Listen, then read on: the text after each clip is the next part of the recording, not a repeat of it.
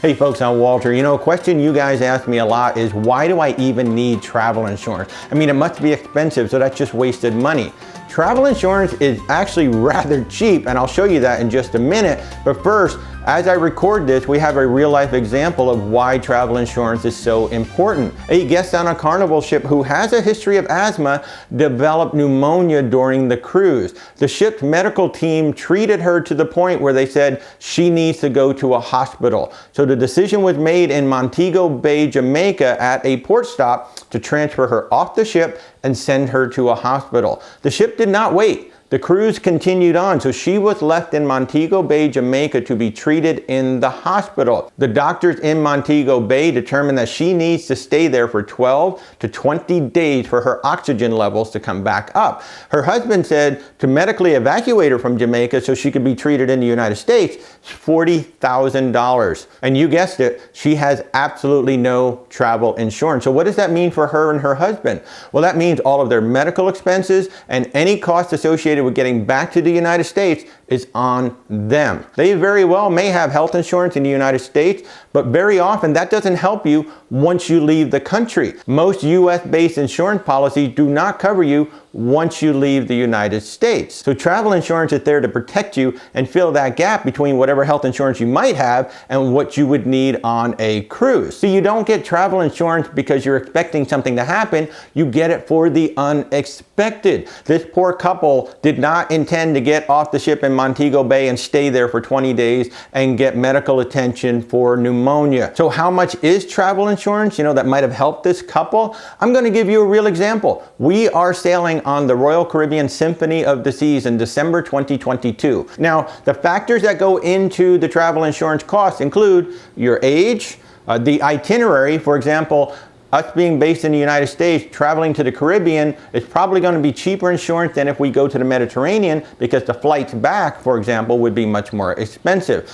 The type of cabin that you have, or really the overall cost of the cruise, because how much you're spending on the cruise will have a factor on it. And of course, what's included in your policy. For example, there is a clause that says you can cancel for any reason, anytime, right up until embarkation day, and you'll get 100% of your money back. That is expensive. That will definitely raise your costs. We don't have that. But here's our actual policy for the upcoming cruise. There's everything covered in our insurance policy, but I'm going to point out a couple of things. Emergency evacuation and repatriation, $1 million per insured. I just said it's a $40,000 medical evacuation cost if they wanted to transfer the wife from Jamaica to the United States to be treated here in the United States.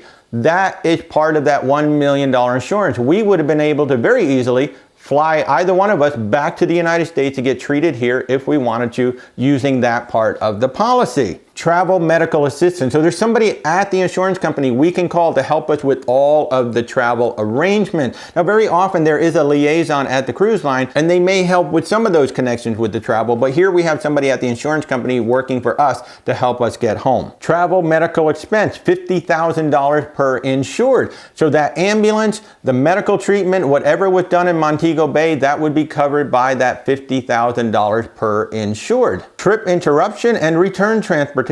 So a few months ago, the Norwegian Escape ran aground in Puerto Plata. An unplanned evacuation from the ship, everybody had to fly home from Puerto Plata. This is $1,000 towards each of us to get our flights back home. And the last item is actually very important, the pre-existing condition waiver. Whether you have a pre-existing condition or not, it's good to add this waiver, because in the course of treating you, they may find something that was pre-existing, and that kind of gives the insurance company an excuse to say, oh, you had a pre-existing condition, so we're either not going to cover it at all, or we're not going to cover it as much. If you have the waiver already in place, well, then they can't do that. So that is our travel insurance coverage for our cruise coming up in December. Now, the cost of the cruise is about $4,300. We're getting a junior suite on the Symphony of the Seas, so that does factor in the cost of the insurance.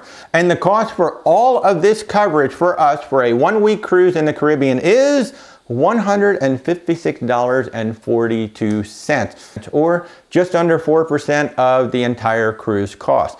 I think we can all agree that 4% of the cruise cost to protect us from a situation like you just heard about in Montego Bay, Jamaica, is money well spent. See, you don't need travel insurance until you need it. So a great resource to find travel insurance is insuremytrip.com. This is not a paid sponsorship. It's the site that we use when we can't book through Costco Travel to find travel insurance plan. So please get travel insurance. You don't get it for the plan, you get it for the unexpected. So if you ever need it, you have it. Hey, thanks so much for watching. If we're bringing you some value in your cruise and travel research, consider subscribing to the channel. And if you'd like to support what we're doing, we do have a Patreon account and we have a merchandise store now with a lot of fun cruise design. Links are in the description below. Thank you so much for your support.